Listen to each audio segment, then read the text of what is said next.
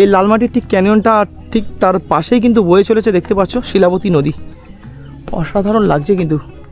এই হচ্ছে watch tower, আর এখান থেকে কিন্তু পুরো গ্র্যান্ড ক্যানিয়নটা পুরোটাই দেখা যায়।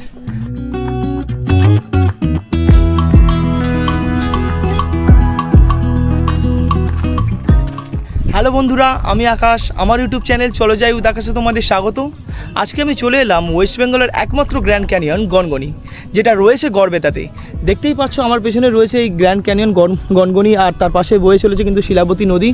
আর জায়গাটা দেখতে পাচ্ছ কতটা সুন্দর। শুধুমাত্র কিন্তু এইটা না, এর সঙ্গে আরও 3-4টে স্পট রয়েছে এই গনগনিতে, টুরিস্ট স্পট রয়েছে, সেগুলো তোমাদেরকে আজকে আমি ঘুরিয়ে দেখাবো। তো চলো ভিডিওটা তাড়াতাড়ি শুরু করা যাক।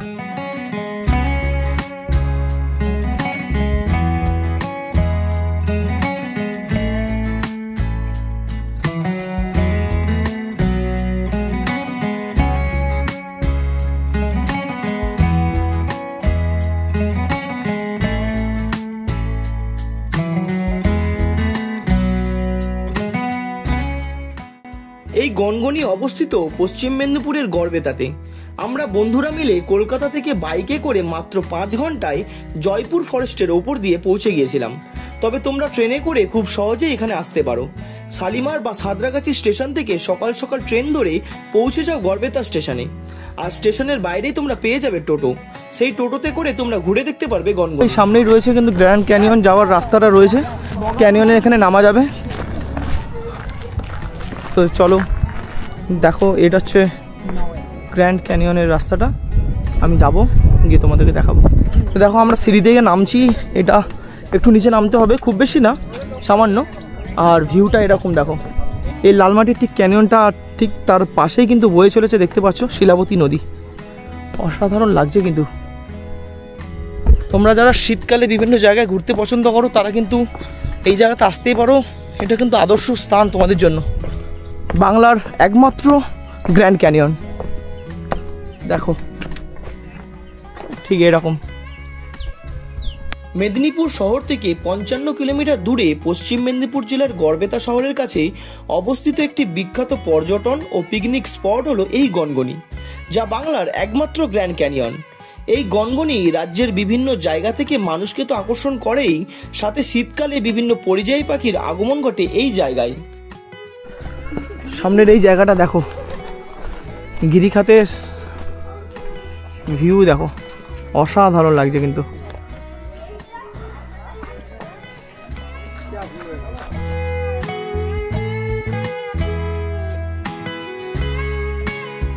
নদীর ক্ষয়কার্যের ফলে সৃষ্ট এই ভূমিরূপে প্রাকৃতিকভাবে গঠন হয়েছে নানান ভাস্কর্য। লাল ও গেরুয়া মাটির নানান ভাস্কর্যের অপরূপ দৃশ্য তোমাদের মন জয় করবেই। এ যেন মার্কিন দেশের বিখ্যাত গ্র্যান্ড ক্যানিয়নের মিনিয়েচার ভার্সন।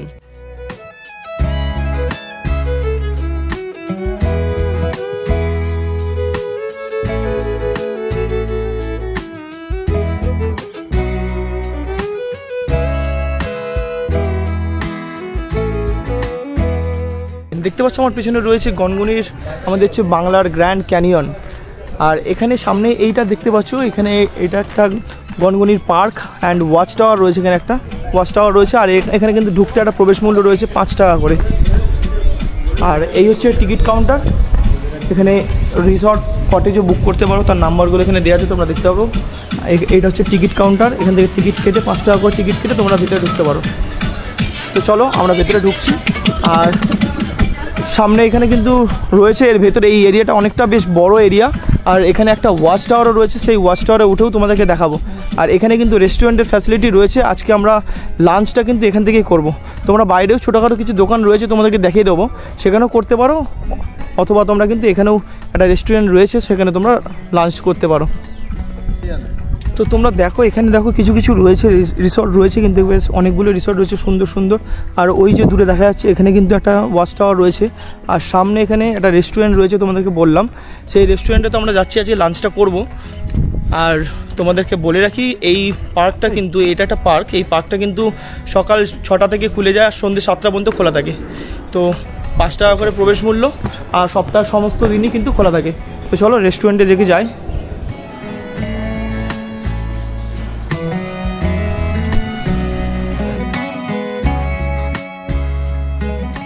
তো তো আমরা জাস্ট এক্ষুনি খেয়ে বেরোলাম, আর আমি নিয়েছিলাম হচ্ছে ফিশ থালি, যেটা পড়েছিল 130 টাকা করে। এছাড়াও তোমরা এখানে সবজি ভাত পেয়ে যাবে 80 টাকায়, আর চিকেন থালি পেয়ে যাবে হচ্ছে 190 টাকায়। তো চলো এবার সামনে দেখো, এখানে এই পার্কের মধ্যেই হচ্ছে সামনেই একটা ওয়াচ টাওয়ার রয়েছে। এবার আমরা একটু ওয়াচ টাওয়ারে যাই, ওয়াচ টাওয়ার থেকে ভিউটা কি আসছে তোমাদের একটু দেখাবো।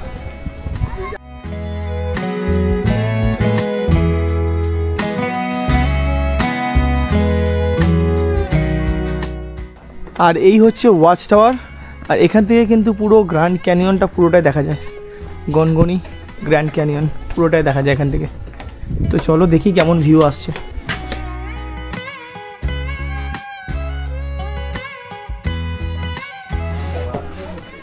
তো দেখো ধীরে ধীরে উঠছি আর ভিউ বাড়ছে, ও অসাধারণ।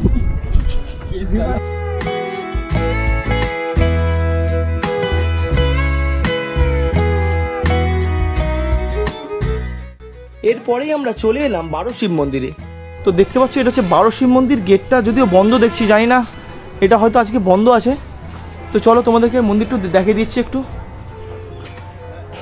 এটা হচ্ছে মন্দিরটা, দেখো মন্দিরের বাইরে কিন্তু খুব সুন্দর করে কারুকার্য করে রয়েছে, অনেক নকশা রয়েছে। আর ভেতরে এখন যেতে পারবো না, তালা বন্ধ, দেখতেই পাচ্ছ।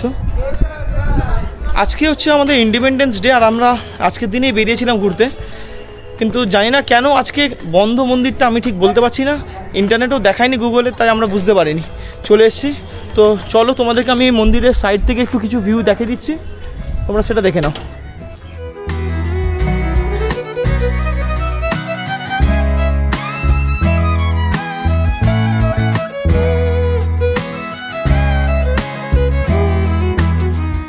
তো বন্ধুরা, গড়বেতার এই দুটো জায়গা ঘুরেই অনেকটাই বেলা হয়ে গেছিল, আর আজকেই আমরা কলকাতা ব্যাক করব, তাই বাকি জায়গাগুলো আর ঘোরা হলো না।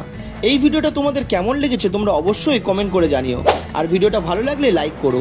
এই ধরনের আরও ভিডিও পেতে হলে চ্যানেলটাকে সাবস্ক্রাইব করে বেল আইকন ক্লিক করো। দেখা হচ্ছে পরবর্তী কোনো ট্রাভেল ভ্লগের ভিডিওতে। আজকের ভিডিওটা আমি এখানেই শেষ করছি, চলো সি ইউ।